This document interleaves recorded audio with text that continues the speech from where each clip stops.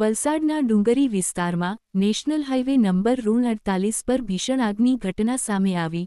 મુંબઈથી સુરત તરફ જઈ રહેલા એક કન્ટેનરમાં અચાનક આગ ભભૂકી ઉઠતા સમગ્ર હાઇવે પર દોડધામ મચી ગઈ હતી।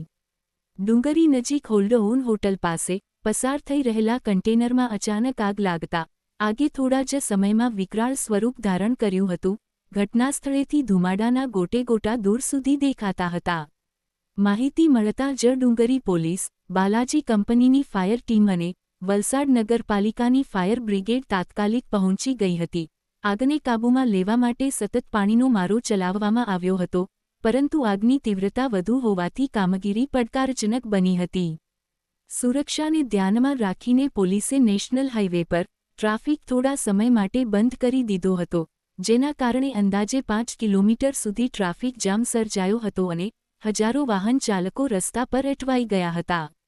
આગ પર કાબૂ મેળવવાની કામગીરી પૂર્ણ થયા બાદ વાહન વ્યવહાર ધીમે ધીમે પુનઃ શરૂ કરાયો હતો।